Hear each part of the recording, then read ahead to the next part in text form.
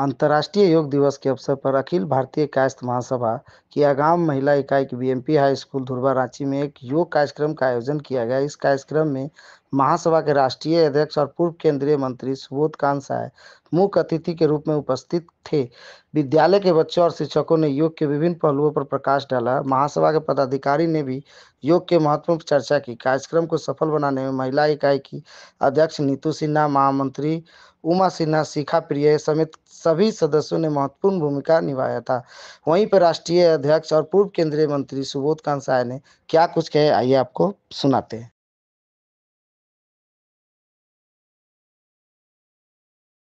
को स्वस्थ रखने का संदेश भी है ये, और आज तो अंतर्राष्ट्रीय योग दिवस है। दुनिया के लोग जो भारत का कंट्रीब्यूशन है, जो देन है हमारे ऋषि मुनियों का, उसको फाइनली लोगों ने रिकॉग्नाइज किया है और दुनिया के लोग को ये समझ में आ रहा है कि योग जो है वो एक साइंटिफिक स्वस्थ रहने का माध्यम है। तो मुझे यहाँ महिला जो कायस्थ महासभा की महिलाएं हैं, टीचर्स हैं, इन सब लोगों ने अच्छा लगा कि बच्चों के साथ योग किया हमने भी। तो ये सिलसिला, और मुझे लग रहा है बच्चों को देख के कि दे आर वेल ट्रेंड, अच्छा, तो इनके साथ लगते हैं इन स्कूल में होते रहता है योग, तो सब स्टेप जानते थे ये लोग। तो और इसी में कायस्थ महासभा के लोगों ने जो ये संदेश दिया है कि स्वस्थ रहे, समाज स्वस्थ रहे, इससे बहुत ही अपने आप में मल्टीपल उसका बेनिफिट मिलेगा। सोच समझ रहे स्वस्थ रहेगा तो सरकारें स्वस्थ रहेंगी, सरकारें स्वस्थ रहेंगी तो समाज में जो तनाव है वो अपने आप ख़त्म होगा। तो ये भी एक अपना प्रयास है लोगों का।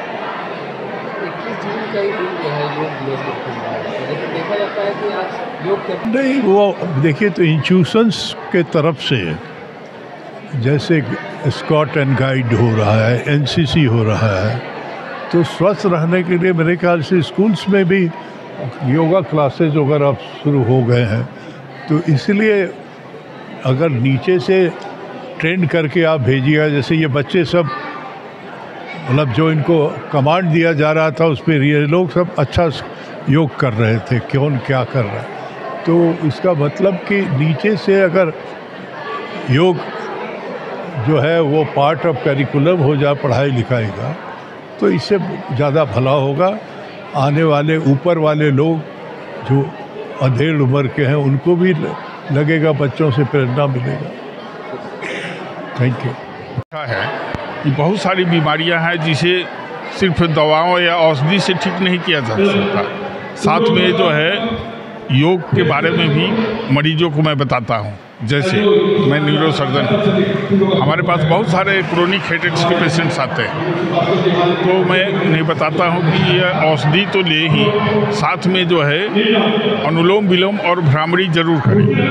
इसमें भी स्टूडेंट्स के लिए भ्रामरी बहुत ही महत्वपूर्ण, यह पावर ऑफ कंसंट्रेशन को बढ़ाता है, एकाग्रता उत्पन्न करता है, पावर ऑफ मेमोरी को बढ़ाता है, स्मरण शक्ति को बढ़ाता है, पावर ऑफ जजमेंट को बढ़ाता है, न्याय करने की क्षमता को बढ़ाता है, और जितने भी मानसिक तनाव, चिंता, फिकर, अनिद्रा में नींद नहीं आना, अवसाद माने डिप्रेशन, उनको भी यह कंट्रोल करता है। तो सिर्फ दवा लिखने से ही नहीं होगा। मैं चिकित्सकों को ये बताना चाहूँगा कि मैं अपने प्रिस्क्रिप्शन पर लिख देता हूँ कि अनुलोम विलोम और भ्रामरी करें। हमारे पास स्पाइन के भी बहुत सारे केस आते हैं, तो उसमें मैं बताते फ़ोटो बना देता हूँ कि यह औषधि लें, साथ में भुजंगासन या पश्चिमोत्तानासन भी ज़रूर करें। तो जितने भी स्पाइन के केसेज आते हैं, औषधि के साथ साथ यह जो भुजंगासन और पश्चिमोत्तानासन, यह दो योगासन हैं, बहुत ही कारगर होते हैं। और लास्ट में अगर ज़रूरत पड़ी तो ऑपरेशन भी हम लोग करते हैं। तो हर चिकित्सक को यह सोचना चाहिए कि सिर्फ दवा लिख देने से ही नहीं होता। हर मनोचिकित्सक को, साइकेट्रिस्ट को भी मैं यह बताना चाहूँगा, अनुरोध करना चाहूँगा आज के अंतर्राष्ट्रीय विश्व योग दिवस के अवसर पर कि वह दवा के साथ साथ, औषधि के साथ साथ जो है प्राणायाम भी करने के लिए मरीजों को प्रोत्साहित करें। यही मेरा संदेश है।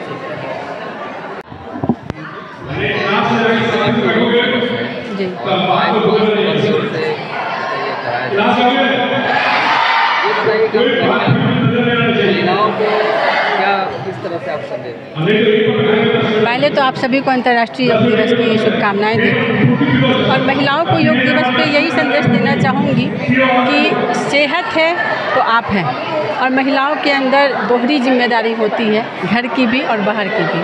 तो मुझे लगता है उन्हें स्वस्थ रहना सबसे ज़्यादा ज़रूरी है, क्योंकि वो स्वस्थ रहेंगी तो बच्चों को, परिवार को, फिर समाज को समय दे पाएंगी और सही तरीके से सुचारू रूप से चला पाएंगी।